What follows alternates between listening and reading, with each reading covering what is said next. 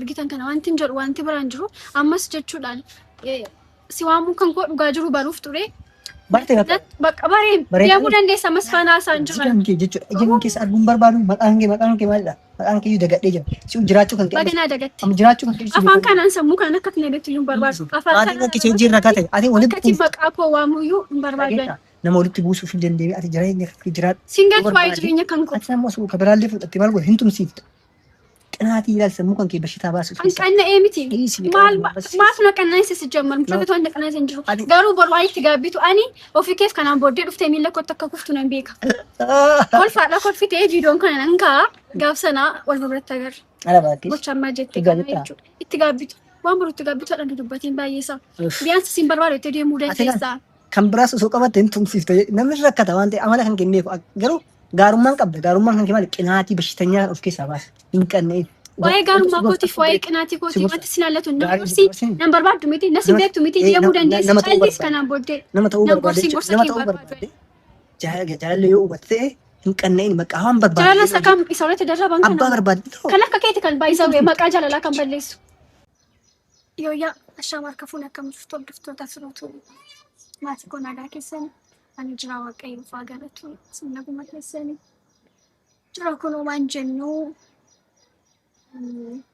jira bakka isaa faa galatu akkuma sinna agartanii nagaa kootii jira addamoo gocha kaleessa ta'ee maaliif namni haadha isaa abbaa isaa maatii isaa ifkaatu waan ta'eef sitti mul'isee kaleessa maaltu ta'e seetanii Beriyaati argin ture naan bifeef masheef furanne keessaan booddee waan hedduun ta'e beektanidha. Wanti ta'e isin immoo isin viidiyoo irratti ilaaltan isa biras isin jiranatti fakkaatan dhiisee qashiis gadhiisteetti. Akkam isin jedhu akkamitti akkasitti muyyuu naaf hin galle jechuudha. Nama yeroo hedduuf beektan guyyaa tokkotti nama wallaaltu jechuun namni akkam beekamne naaf galee baqa namnumtiyyuu bifa lama akka qabaatu akka dumbullooti baqaas garagalee sichi garagalee namni akkas ta'utu naaf galee beektanidha. Mucayyoon kaleessa bira deemen akkuma nama tokkotti akka shamarree tokkotti natti dhagaameeti malee ani ati naaf naa dhiisii yookiin immoo maaf akkas gooteef miti ani maaliif boru adeemsa keessa wanti isheen argitee dhiistu waan jiru wanti miidhamtu waan jiruu fi ani akkuma namaatti alitti mul'aqee waan dhaqu isheenis miira biraa keessa seentee noo otoon isin jaalatiinis miira biraa keessa galee beektanii naa kaleessa biyee isinumayyuu dhiisinaan jettee maal saati ati si dhiiseera jechuun gocha dheengaddaa achitti godhamee naadiif deddeebitee beektanii natti dhaga'ame jechuun ilmi namaa agas mara akkamitti ani jechuun ishiinuu akka badii hin qabnetti waan fudhadheedha isheen badii qabdi jedhee yaade qasheetu badii qaba malee inni iyyuu rakkoon qabuun jedhee yaada al takka takka immoo itti fufee yaadu innis badii qaba isa tokko si godhe isheen maal filataateef jechuun Jito keessatti too eenyummaa koo hin beekin jechoota akkasii dubbachuun ishee akka kana konfidensiin itti dhagahamu maalirraa kan ka'edha jechuun ilmi namaa akkamitti amma akkas jabaata ishee keessumaa immoo shamarran maaliif nan gaafanne akka hiriyaasaa ta'e hin beekti viidiyoo ittiin waa garaa turte yeroo hundumayyuu hin beekti baqa jechuun namni sooshaal miidiyaa irra oolu ekeneef maalii kaappiiliidhaa hiriyaadha jechuun kun ifaan ifa jira jireenya namaa miidiyaa hawaasarra jira waan ta'eef bara kana keessa. Osoo beektu itti galti natti fakkaate jechuun kaleessa yookiin hin naqeef hubachiisuuf ture hin galleef ta'innaa laata jedhee naqee ilmayyoo too beektu itti galtee bakka si dhiiseedhaan dhiisuuf iyyuu akkatti na dhiise iyyuu ragaan qabu jechuun ammas yoo viidiyoo kana laaltaa ta'e raguma maalii qabdaati naaf na dhiisuu isaatiif ani immoo isa dhiisuu isaatiif ragaa maalii qabda jechuun agirimentii maal agarteeti kanaaf isa dhiifnu keenya murtoo akkasii fudhattee miira akkasii kasitti dhaga'ame jechuun na rukutaan na ajjeesaan kun gootummaa miti jechuun. Namni jaalalaaf du'u namni jaalalaaf nama ajjeesu akkas miti bakka kun gootummaa miti namni darbee sin jaalataa jaalatamuun sin jira beektanii nama tokko duwwaan wanti nama maraachuu hin jiru ati immoo miidhama keessa jiru hin beektu waan ta'eef yoo dhiistee siif wayyaa sirrii miti bakka shamarran akkas ta'uun sirrii miti nuraayyuun bareedu nuraa fokkisaa gocha kanaa gochuun irratti wal loluun an akka namaatti ni taasa'u dhaqee akka shamaraa tokkotti na hubachuu hin dandeenye. Nisi bakka asiif wayyaa jedheetu man biraa deeme ati naaf garuu jechuun maaliif gochi kun akkas barbaachise jechuun akkamsiin hin jedhu jechuun bakka jira miti namni nama jibbuun hin jira namni nama tuffachuun nama dhiisuun hin jira kan saammoo hinumayyuutti caale jechuun akka kana konfidensiin akkatti dhagahamu gochuun isaa naannaaf hin galle maaliif Ani fin wallolee baatee hedduu turee hin beekna waan ta'eef baay'ee tokko keessatti konfidensiin akka isheetti dhaga'amu gochuu isaatu naaf hin galle. Namni waan baay'ee illee waameera. Innis si barbaada. Waan wantoonni dubbatanii waan inni nama fakkaatatti nu barbaada. Safaraan jira reeffamee jira kottu jedheen isaatiin laaqanaa ta'eetuun baay'ee ba'aa jira. Garuu kan keessa taa'ee isiniif viidiyoo jechuun waan irra jiraatuuf kaameraa dhaabee viidiyoo waraabaa jira. Dhufaan naan dhufee mootii inni naasoof namni waan inni jedhu. Gifti durii. Immoo gifti dureen ta'e. Abbaan Maal fakkaachuun kun sin dabbaru jechuun as fakkaachuun kun sin dabbaru maal gifti dureen. Roof mi'eessuu barbaada. Oduu wajjin odeessu. Eshi. Maal barbaada? Maal nagaan waaqayyoon dursu maal haadha kee abbaa kee sirraa ajjeese. Nagaa wajjin kaffalamu. Nagaa ta'uu kan keessi argee dhaabattee jirta bara viidiyoo waraabaa jirta. Orma akkatti bulee beekaa akkatti bulee abbaatu beekaa jedha akkam bultee kee hin barbaade. Mammaa kan kee jaarsotaaf galchi eenyummaa kan keessa hin jiru. Mammaa kee yeroo ammaa bahe dhaloota keenya keessa nammaa kami nutti himuu dandeessa. Kan durii isaantu beeka waan mammaa. Akkasuma. Yeroo dhaloota mammaa kaa keessa hin jiru. Dhaloota jijjiiramaa keessa jiran. Kanaaf exchange kanatti jijjiiramtanii jechuudha. Dhaloota akkataa wanti dura taa'e san irratti dhaabbatee seenaa durii faarsanii miti. Namni dhaloota seenaa hojjetu. Seenaa durii kan irra dhaabbatteetiin seenaa irra kan hojjechuu dandeessu. Seenaa kaleessaa balleessitee seenaa haaromsuu hin dandeessu. Kabaleessaa mibbaan nagar eellamu. Wanti akka jedhamu jirtu akkas. Sun soba dhugaa ta'uu soba ta'uu maaliif beektu agarree jira waan ta'eef. Isa dhiisan waa'ee seenaa nama dhuftee moo waan itti himtu qabdaa bilbiltee? Maal nuti muu fudhamaa maal? Sitti xiqqaatu sittummoo tooni hudheessi ajjeesee iyyuu salphaadha ture. Garuu nama akkasumatti of fudhatu miti. Maal fayyadde? Nama tokko koo dhaabbisi hin du'a waliin dhaabbumatti namni tokko hin du'a akka du'aatti nama laaltu hin jiraata. Tarii isaan keessatti. Innaa maalaa ta'ure? Du'aa ergana ta'e maalaa ta'e? Amma nuti dhaloota seenaa ijaaru malee dhaloota nutti bu'u hin barbaannu sii galee bu'insa keessa hin barbaannu sha'aafii irraa. Andoo nutti bu'u jibba jibba biyya irratti hin bu'innis. Sitti dhufee innaa sana innaan sii bilbilu dhufuu hin danda'u naan jaanis sin barbaada naan jetteen sin barbaada gaafas ani sin barbaada naan jette. An jechuun hirmii kan keessatti moo dhufe hirmii kan keessa dhuma. Maal wayyaa gurraacha naaf itti dhufte. Wayyaa gurraacha uffachuu hin barbaannu adii uffanna yoo duunes. Maaliif akka dura hin jedhee dhaloota waan haaraa uumu malee wanta duraa irra dhaabatee ijaaru gurraacha yeroo ta'u jiru fayyadamu amma haaraa adii uffanna. Adiis dubbana dhugaatitti dubbachuu dhufee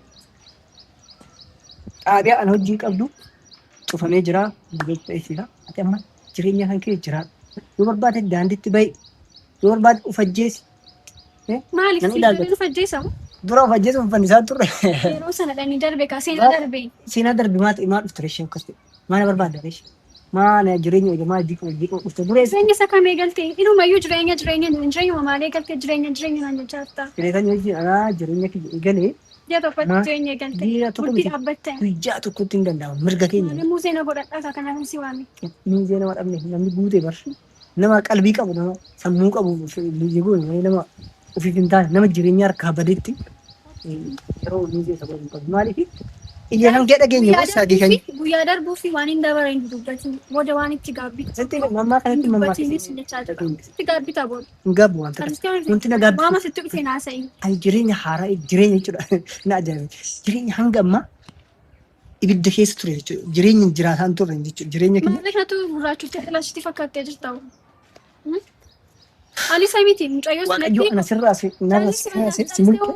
Kanaan booda mulqaan iyyuu tagalaagalee rasanitti kanatti dhaga'ama. Asi galagalee maal barbaadda? Maal agarta? Mucayyoo sunitti konfidensii maal filakeeteef maal abbaashuutiif na arrabsitu. Akka saree maal hordofa?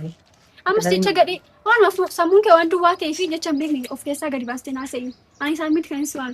Mucayyoon sun konfidensii sila maan argattee fudhatan na arrabsitu. Marga guutuun irraa qabdi. Bilbila keessa fidinaa bilbilti maal ta'uuf naaf bilbilte anaafis. Lakkoo qabdan silaa wanti furachuu hin dandeessan turtani.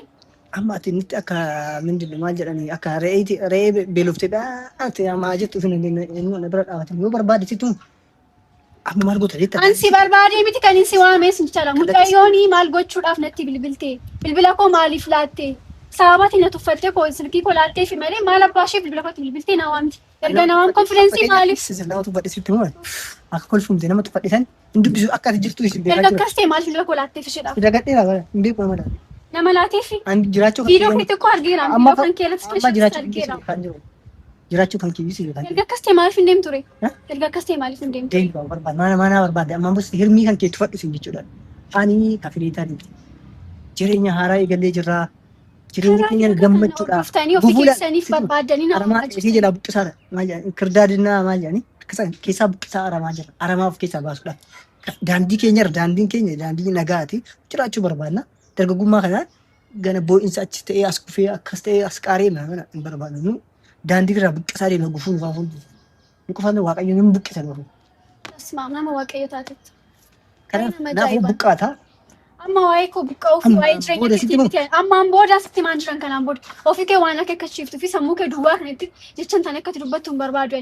Mucayyoon kan kee maal ta'uudhaaf natti bilbiltee maaliif bakka kiyya dhuftee jechaa jirti. Ani sitti fakkaadhaan ishee bilbilteen gaafa ta'u dandeessii qabaatte. Suma akkuma kan keeti waan taateef ansi waamii malee. Biyaansi ati sammuu qabdaa bakkaachuun sin beekaa fansa waamii malee akka isheetti bakka itti ishee waamee iyyuu hin barbaanneen. Iyyuun immoo gootummaa miti jechuun nan ajjeesa jechuun gootummaa miti. Eenyu akka jeesti isheen na ajjeesti. Sababati konfidensii laattii fidha malee isheen of beektee miti beeki. Amma haasaa jirta moo bu'aa jirta? Bakka amma kan haasofteetta. Amma fakkeenya waa ati haasaa natti fakkaataan jiru. Sagaleen kan keenyatti dhagahu yeroo tokko tokko. Ayyeesh. Hordoftoota koo akkuma isin argaa jirtanii ammallee jechuudha. Ilaalcha du'aa fi haasaa isaaf jechuun ilma namaatiif hin malle gochaa jira. Ani akka nama kamittiyyuu akka inni mucayyoo sana laa dhorgatuu fi kanaan booddee akka isa duukaan deemne itti barbaadeetan ture. Garuu inni na hubachaa iyyuu hin jiru. Inni na hubachaa hin jiru. Ishiin akkasuma miila keessa galteetti. Namni immoo miila keessa galee waan nama hubachiisu tokko iyyuu hin qabu. Jechuun ani fatikoo gaaris gadheessa iddoo wajjin dabarsineerra. Biyaansi na ilma namaatiif kabajni malaachuun Dubba tokkoof shamarran tokkoof kabajni malee jechuun akkasiyyuu hin jedhamu ture. Namni anaaf kabaja laanne immoo shifiyyuu kabaja laattu. Boru durbaa ilmoo godhatta. Haati kan keen jirti. Naaw jechoota akkasii dubbachuun siidhaan malu ture. Bakka ana dhisi deemuu dandeessaa. Maatii koo keessaa jira akkuma isin argitan kanadha. Maatiin kan kee rakkate kaa? Rakkate maatiin kan kee dhisi hojii rakkate yookaan ati godhu. Argitan kana wanti hin jedhu wanti biraan jiru ammas jechuudhaan si waamuu kan koo dhugaa jiru baruuf ture. Bakka bareen deemuu dandeessa ammas faanaa isaan jiran. Ijaan keessa arguun barbaadu maqaan kee maalidha? Maqaan kee dagadhee jira. Si jiraachuu kan kee. Baganaa dagatti. Amma jiraachuu kan kee. Afaan kanaan sammuu kanaan akka itti nebeetti iyyuu hin barbaadu. Afaan kanaan kee hojii rakkate. Ati walitti akkati maqaa koo waamuu iyyuu hin barbaadu. Nama walitti buusuuf hin dandeenye ati jireenya jiraat. Singat waa'ee jireenya kan koo. Ati amma osoo kabiraallee fudhattee maal godhe hin tumsiiftu. Qinaatii ilaali sammuu kan kee bashitaa baasuuf. Kan qanna'ee miti. Maaf na qanna'eessa si jammaru. Mucaa to'an qanna'eessa hin jiru. Garuu boru itti gaabbitu ani ofii keef kanaan booddee dhuftee miila kootti akka kuftu nan beeka. Kolfaadha kolfitee viidiyoon kana nan ka'a. Gaaf sanaa wal biratti agarra. Gocha ammaa jettee kana jechuudha. Itti gaabbitu. Waan boru itti gaabbitu hadhan dubbatiin baay'eesaa. Biyaansi siin barbaadu itti deemuu dandeessaa. Kan biraas osoo qabatte hin tumsiifte namni rakkata waan ta'e amala kan kenneef garuu gaarummaan qabda. Gaarummaan kan kee maali? Qinaatii bashitanyaa of keessaa baasa. Hin qanna'in. Waa'ee gaarummaa kootiif waa'ee qinaatii kootiif wanti sin hallatu nama gorsi nan barbaaddu miti na sin beektu miti deemuu dandeessi callis kanaan booddee nama ta'uu barbaade jaalallee yoo hubatte ta'e hin qanna'in maqaa waan barbaade. Jaalala isa kam isa walitti darraban kana abbaa barbaade kan akka keeti kan baay'isawee maqaa jaalalaa kan balleessu siif galee kan akka kan keetiiti namni akka jibbamu deemi beenuti. Akkuma argaa jirtanii kan bakka isaaniiti kan maqaa jaalalaa balleessan dhiirota hedduu akka kan jibbinu kan godhani kan akka isaaniiti. Inni agartu jechuun atiin kanaan booddee kan inni dhufee miila kootu gufu nan beeka. Kolfaadhaa fi jecha haadha dubbatee yookiin haaluu ta'uu danda'a. Dubbachuun barbaadu miidiyaa irratti baay'isawee. Innas hin nagaanaaf ta'a. Bakka galatooma.